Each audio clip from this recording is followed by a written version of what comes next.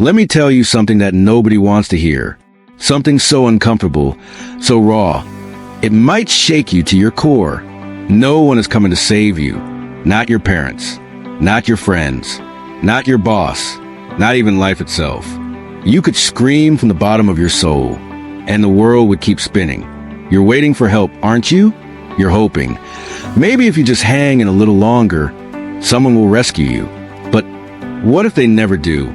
What if help never comes?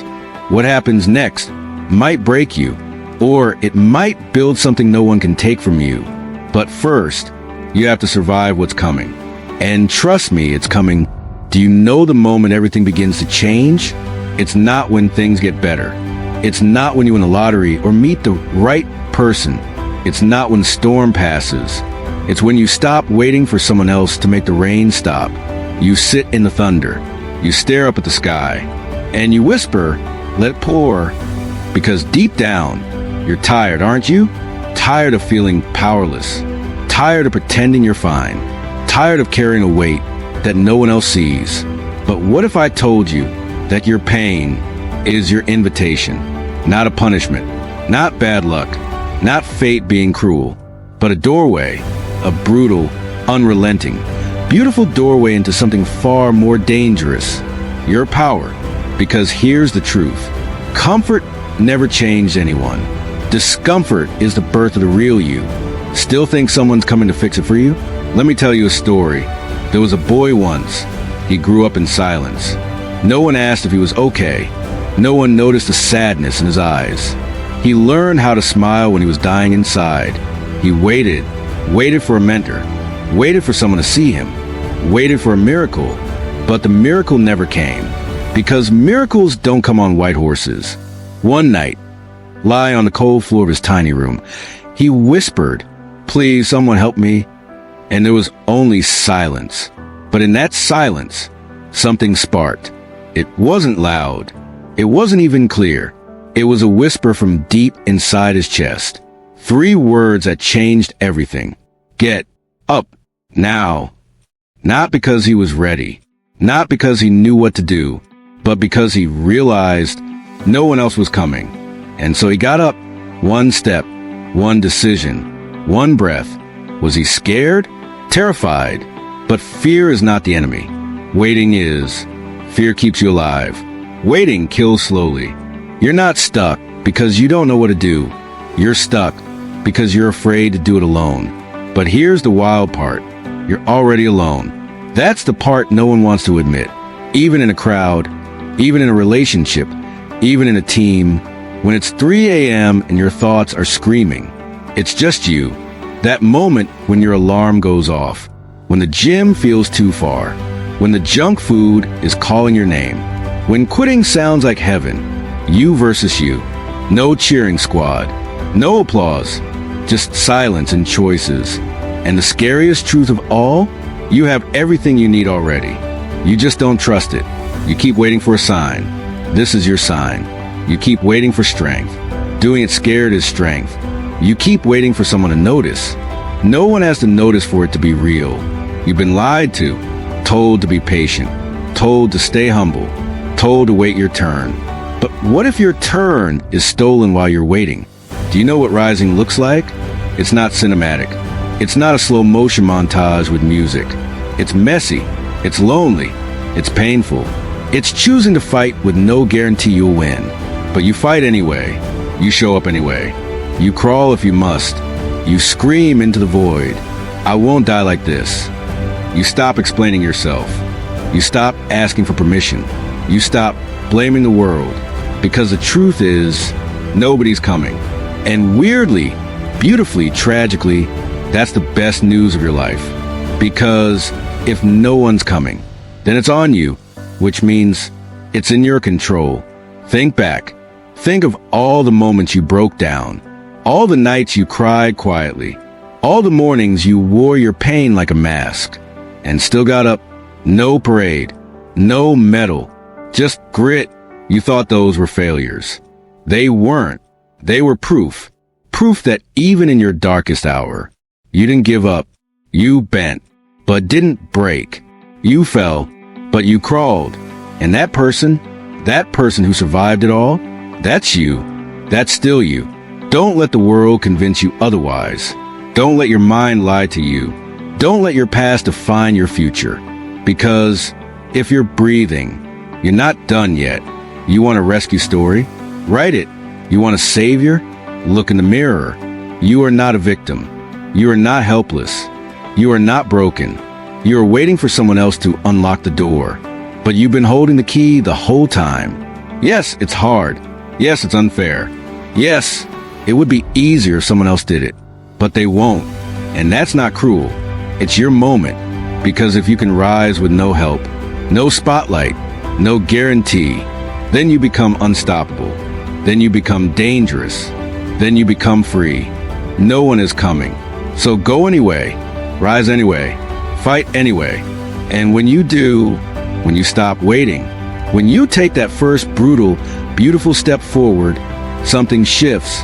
And just as you start to stand tall, just as your fire lights for the first time in years, a shadow moves, a voice whispers, a figure steps forward. Wait, who is that? If you feel that fire burning, don't smother it. Let it grow. Let it rage. Let it tear down every lie you believed about yourself. And ask yourself, what would happen if I stopped waiting and started becoming? This is only the beginning. Because the truth you're about to face in part 2 is darker than this one. What happens when you do rise, but everything still goes wrong? What happens when success feels lonelier than failure? What happens when the world starts to notice and tries to pull you back down? You're not ready for what comes next, but it's coming anyway. So you stood up, you stopped waiting. You took that terrifying first step, and for a moment, you felt alive. You felt like maybe, just maybe, you had finally broken free. But then something strange happened. The world didn't cheer. It got quiet, colder, darker. Friends vanished. Support crumbled. People stopped calling. You weren't popular anymore. You were different. And for the first time, you weren't afraid of failing. You were afraid of succeeding, alone. Welcome to the lonely mountain, the place where heroes are made, or broken. Nobody tells you what happens after you rise. They just show the glow up, the victory speech, the money, the status, the fame. But what they don't show is what you had to lose to get there. You don't just level up. You leave people behind. You outgrow the conversations. You don't laugh at the same jokes. You stop needing validation from people who are still waiting to be saved. And that's lonely.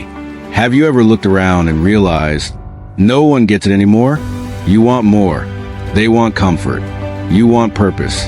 They want entertainment. You want growth. They want gossip. And suddenly, your progress becomes their discomfort. They don't say it out loud, but you feel it. The quiet distance, the sideways glances, the "you've changed" comments. Of course you changed. That was the whole point. But now you're here, at the base of the mountain, and no one's coming with you. Let me tell you about the mountain. It's not made of stone. It's made of sacrifice. The first few steps, they hurt. You feel the weight of everyone you wish would have stayed. You miss them, even the ones who doubted you, even the ones who left you behind when you needed them most. You grieve the old life. You mourn the version of you that used to belong. But the mountain doesn't care about your tears. It doesn't care about your pain. It only asks one thing. Will you keep climbing? You might pause. You might sit on the side for a while. You might even slide back down a few steps. But eventually, you stand back up. You look around and realize something powerful. There's a reason most people never make it here. Because this climb demands everything. Every excuse, every lie, every comfort. Left behind. It's brutal. It's lonely. It's not fair. But if you make it up this mountain, you never go back to being who you were. At some point, you stop resenting the loneliness. You start wearing it like armor.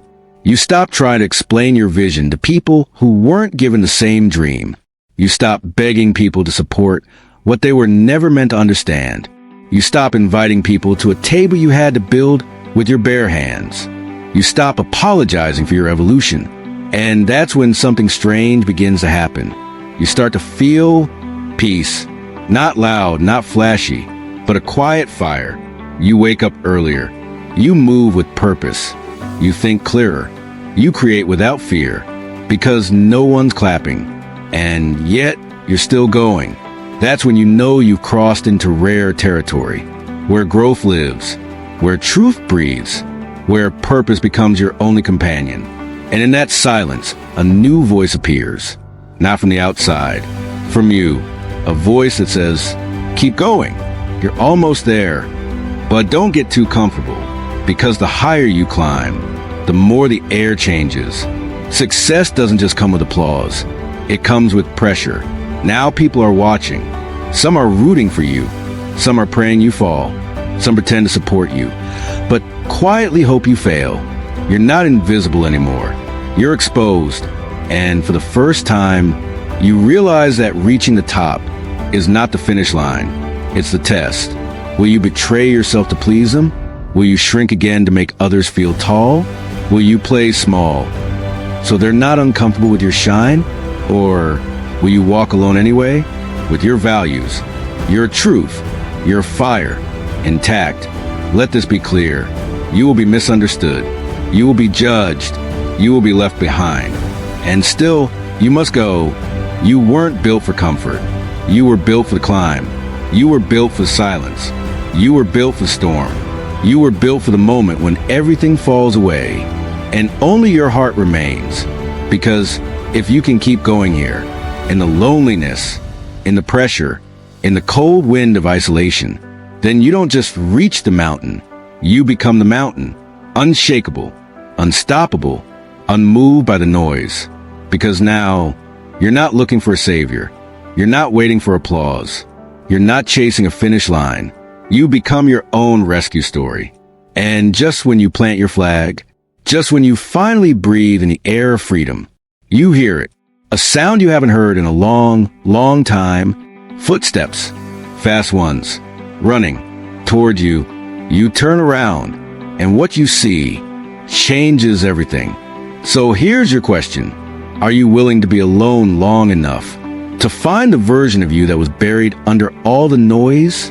Can you walk the lonely mountain, not just to reach the top, but to meet the real you standing there? Because in part 3, we confront the moment no one is prepared for. What happens when the past comes back? When the people who left come knocking? When the old life returns with new promises? When success becomes a trap? Will you go back? Or will you risk losing everything? To protect what you become, you climb the mountain, alone, through pain, through silence, through fire. And when you reach the top, you thought it was over. You thought the battle was behind you. You thought the loneliness was a final test. But the mountain wasn't the end. It was the gate. Because now they return. The people, the distractions, the comforts, all the things you left behind. Come back, smiling. But this time they're wearing masks. Kind words, familiar faces, tempting offers. And they ask just one thing, just a small thing. Come back. Back to what almost broke you. Back to what kept you asleep. Back to the you that no longer exists. And here's the most dangerous part. It feels good. At first, it feels like a reward. Like the universe is finally recognizing your effort. Doors open. Phones ring. Money shows up. Old friends return. The world says, hey, we see you now. And maybe you deserve this, right? Maybe it's okay to rest now. To say yes. To soften the edge. But then it creeps in. The voice. The old one. The one that says, just once won't hurt. Don't be so intense. You're allowed to relax. And they're right, aren't they? You are allowed. But here's the real question. Will you forget why you started? Will you trade who you became for who you used to be? Because comfort wears a smile, but it always wants something back. Let me tell you a truth most never admit. The climb up the mountain is hard, but staying on the summit, that's war. You're not fighting pain anymore. You're fighting pleasure. The kind that pulls you off purpose. The kind that whispers, you've earned this, when you know it's poison. And here's where most fall. Not at the bottom, but at the top, not from failure, from success. Because the past doesn't knock loudly. It sneaks in through a crack in your discipline. It looks like sleeping in once, skipping the workout, taking the shortcut, saying yes to the wrong people, letting your standards bend just a little, and suddenly you're not the same. You still look strong, but inside you're slipping, step by step, back down the mountain. Here's what returns to test you. One, validation. People finally notice. The compliments pour in, but will you chase applause instead of alignment? Will you become what they like? And forget who you are? Two, comfort. You've tasted discipline. Now ease returns with open arms. But will you numb yourself with temporary peace and kill the fire that built you? Three, old relationships. The ones who vanished? Now they want in. But do they love who you become? Or do they miss who you used to be? Four, opportunity. Not all that glitters is gold. Some offers are bribes dressed as blessings. If you say yes, what will you have to give up in return? You'll tell yourself, I can handle it. I'm different now. I won't go back to the old me. But the old you is clever. They remember every weakness, every crack, every door you left slightly open. And sometimes the war isn't against the world. It's against the you who wants to go back. Because it was easier, it was softer, it was less lonely. But you have to decide, is the pain of growth worse than the regret of returning? Because you can't have both. You can't become legendary and still be liked by everyone you left behind. You can't hold greatness in one hand and mediocrity in the other without tearing yourself in two. So here it is, the moment of choice. Do you sit at the table you fought to build? Or do you crawl back to the one that never had a seat for you? Do you trade your power for peace? Do you dim your light so others won't squint? Do you let the past rent space in your future? Or do you stand firm, quietly, unmoved, unshakable, not out of pride, but purpose? Because if you return now, if you let temptation win, it won't be the same as before. This time, you'll know exactly what you gave up. The past will always call you back, but it has nothing new to say. And the mountain doesn't care how far you climbed, only whether you stay. So stand tall. Remember who you had to become. Remember what it cost. Remember what almost broke you. And when they come knocking, with smiles offers second chances, you look them in the eye and say, I didn't come this far to become who I already was. Because your story isn't done. This isn't the end. This is just a fire before the final rise.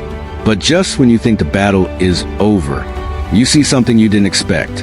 A reflection in the mirror. But it's not you. It's someone watching you, copying you, mimicking your every step. Someone who believes you're their savior. And suddenly, you realize something terrifying. You're not the one who needs saving anymore. Now someone else is watching you, hoping you'll lead, hoping you won't fall, hoping you'll make it. So ask yourself, if someone's watching your journey, learning how to fight from your fight, would they see strength or surrender? Would they see power or permission to quit? Because in part 4, the final chapter begins. It's no longer about you. It's about those who rise because you didn't fall. It's about becoming what you once prayed for. But to do that, you'll have to face the last test, the one even champions fear. You thought the mountain was the final test. You thought the past was the enemy. You thought the war was over once you won. But now, someone is watching you, not with judgment, not with envy, but with hope.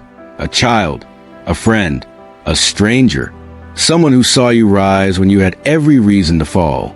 Someone who thinks, if they made it, maybe I can too. You were climbing for yourself, but now you're someone's proof, and that is heavier than any mountain. This is the part they never show you, the part after the victory, when people start whispering your name in rooms you've never entered, when your story becomes fuel for someone else's fire. You're no longer just surviving, you're leading, but leadership isn't a title, it's a responsibility. And now you're being asked to do the one thing harder than rising. Stay strong consistently. You don't get to collapse anymore. You don't get to disappear. You don't get to quit, because now you matter to them, to the people walking the path behind you, to the ones who can't breathe yet, but see you breathing. You didn't ask for this, but it's yours now. The weight, the pressure, the legacy. You remember when no one showed up for you, when you begged for help and got silence, when you were your own hero, your own healer, your own hope. You did it alone, and now someone else is exactly where you used to be. They're not asking for a savior. They're watching for a sign. And whether you know it or not, you are that sign. Your resilience, your fire, your scars, they speak louder than any speech, louder than motivation, louder than noise. You're not preaching. You're proving that survival is possible, that rising is real, that greatness doesn't come from privilege. It comes from pain that didn't break you. But here's the catch. Legacy doesn't ask if you're ready. It just arrives and says, lead. Now the final stand begins, not against enemies, not against temptation, against yourself, against your comfort, your exhaustion, your pride, your ego. Because when people believe in you, when they build their hope on your shoulders, you can't fake it anymore. You can't say one thing and live another. You can't drift without consequences. You can't fall without pulling others down with you. That's the price of being the light. You burn so they can see. It hurts. It's thankless, but it's real, and it's worth it. Because this time, you're not fighting for survival. You're fighting for them. Remember the boy in part 1? Lying on the cold floor, whispering for help. That was you. And now, you're the one they whisper to. The next generation of warriors. The quiet fighters. The unseen, the unheard, the underestimated. They're watching you, not for perfection, but for proof. That scars don't mean weakness. That fear doesn't mean stop. That loneliness isn't the end. It's the beginning. And now you have a choice. Do you keep the fire to yourself? Or do you pass it on? Because one light can start a wildfire. And you are that spark. This is your final stand. Not against the world, but for it. For the ones still crawling. For the ones still breaking. For the ones who can't see the summit. But see you. You were never just climbing for you. You were breaking the path wide open. So others wouldn't have to start from the bottom. You were the one no one saved. So you could become the one who saves others. Not with pity, not with words, but with truth, with grit, with example. You don't need a cape. You just need courage. You just need consistency. You just need to keep going. Because now the world isn't asking, who will save me? They're asking, who will show me how to save myself? And they're looking at you. So here's the moment, the final moment, the one that matters most. Will you carry the flame or let it die with you? You are not here by accident. You were built in the dark, sharpened by silence, tempered by pain. So now, shine. Be the reason someone believes again. Be the strength someone borrows. Be the light someone follows. Because no one is coming to save you, and that's exactly why you were born to save yourself. And in doing so, you save others, not with a rescue, but with a roadmap. This is the end of the story, and the beginning of your legacy. So get up, stand tall, lead, burn bright, and never look back. They're watching, and now they believe.